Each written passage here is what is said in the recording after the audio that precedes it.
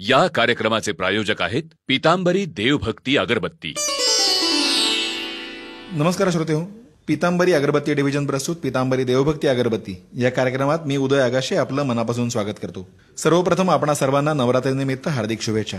श्रोते हो, सतत नवनवीन ग्राहकोपयोगी उत्पादनांची निर्मिती करत राहणं हे जिचं वैशिष्ट्य आहे, अशा पीतांबरी कंपनीनं देवभक्ती अगरबत्ती हे एक नवीन उत्पादन ग्राहकांसाठी उपलब्ध करून दिलं आहे आणि त्याविषयीची अधिक माहिती देण्यासाठी आज आपल्यासोबत उपस्थित आहेत पीतांबरीच्या अॅग्रो आणि अगरबत्ती डिव्हिजनचे deputy general manager production Shri Sanjay Deshmukh. Sanjay sir नमस्कार आणि या कार्यक्रमात तुमचं मनापासून स्वागत। नमस्कार उदय। श्रोते हो, श्री संजय देशमुख यांनी रसायनशास्त्रात बीएससी केलं असून ते जनरल लॉ या विषयात पदवीधर आहेत। गेल्या 2.5 वर्षांपासून पीतांबरीच्या शेतीविषयक सर्व उत्पादनांच्या प्रोडक्शनचं काम ते पाहत आहेत। संजय सर, माझ्या मनात एक प्रश्न आहे की अगरबत्ती हा प्रामुख्याने देवपूजेतला एक प्रमुख घटक आहे, तर नवरात्रीत देवी करता कोणत्या सुगंधाच्या अगरबत्त्या आपण वापराव्यात?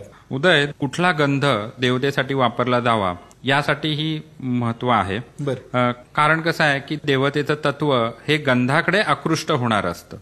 त्याप्रमाणे जर देवीसाठी नवरात्रामध्ये आपण तिच्या तारक उपासनेसाठी चंदन, गुलाब, मोगरा, केवडा, चंपा, चमेली, जाई, वाळा, रातराणी आणि अंबर या सुगंधाच्या अगरबत्त्या वापरल्यामुळे आपला जास्त फायदा होईल।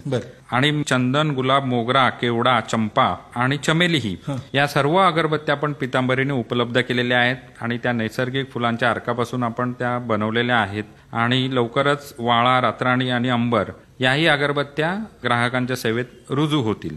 वा श्रोते हो, पीतांबरीची ही नैसर्गिक अर्कापासून तयार करण्यात आलेली देवभक्ती अगरबत्ती 22 ग्रॅम, 44 ग्रॅम आणि 100 ग्रॅम अशा 3 प्रमाणात बाजारात विक्रीसाठी उपलब्ध आहे। त्याबद्दलच्या अधिक माहितीसाठी आपण पीतांबरीच्या प्रतिनिधीशी अवश्य संपर्क साधा। त्यासाठी आमचा क्रमांक आहे 84 51 90 71 11 84 51 90 71 11 8451 90 7111 आणि आमची वेबसाईट आहे www.pitambari.com। संजय सर, अगरबत्तीबद्दल आणखीन काय माहिती तुम्ही आमच्या श्रोत्यांना देऊ शकाल? श्रोते हो, अगरबत्ती या शब्दाची उत्पत्ती म्हणजे जर फोड आपण केली तर अगरबत्ती मधला अगर ही चंदनाच्या झाडाची एक जात आहे आणि बत्ती हा शब्द वर्तिका या शब्दाचा अपभ्रंश आहे। पूर्वीच्या काळी चंदनाचं लाकूड पेटवून त्याचा सुगंध घेतला जात असावा। प्रत्येक देवतेकडून प्रक्षेपित होणारे सूक्ष्म गंध ग्रहण करण्यासाठी त्या देवतेला प्रिय असणाऱ्या फुलांच्या गंधाची अगरबत्ती असणं आवश्यक आहे। आणि श्रोते हो, अशा नैसर्गिक अर्कापासून तयार करण्यात आलेली पीतांबरीची देवभक्ती अगरबत्ती ही 22 ग्रॅम, 44 ग्रॅम आणि 100 ग्रॅम अशा 3 प्रमाणात बाजारात विक्रीसाठी उपलब्ध आहे। त्याबद्दलच्या अधिक माहितीसाठी आपण आमच्या पीतांबरीच्या प्रतिनिधीशी अवश्य संपर्क साधा। त्यासाठी आमचा क्रमांक आहे 84 51 90 71 11 84 51 90 71 11 8451 90 7111 आणि आमची वेबसाईट आहे www.pitambari.com। संजय सर, सुगंधोपचार किंवा आरोमा थेरपी ज्याला म्हणतात, तर त्या उपचार पद्धतीमध्ये प्रत्येक फुलाच्या सुगंधापासून काही आरोग्यदायी लाभ सांगितलेले आहेत। तुम्ही म्हणालात त्याप्रमाणे प्रत्येक फुलाच्या सुगंधापासून वेगवेगळे आरोग्यदायी लाभ मिळतात आणि आपण पीतांबरीच्या अद्ययावत अशा R&D सेंटरमध्ये याचा स्वतंत्रपणे अभ्यासही करत आहोत। सध्या नवरात्र सुरू आहे, त्यामुळे सुरुवात करायची झाली तर देवीला प्रिय अशा मोगरा आणि सोनचाफा या फुलांविषयी आपण जाणून घेऊया। मोगरा हे अतिशय मनमोहक असं छोट्या आकाराचं पांढऱ्या रंगाच्या वेलीवर उमलणारं फूल आहे। मोगऱ्याचा सुगंध अतिशय आल्हाददायक, आशावाद जागवणारा आणि बळ देणारा असतो। सोनचाफ्याचा सुगंध हा दीर्घकाळ दरवळत राहणारा, मनशांती देणारा आणि पावित्र्यता जागवणारा आहे।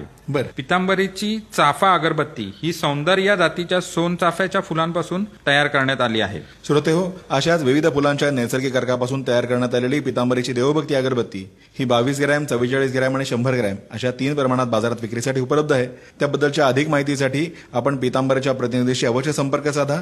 त्यासाठी आमचा क्रमांक आहे 84 51 90 71 11 84 51 90 71 11 8451 90 7111 आणि आमची वेबसाईट आहे www.pitambari.com।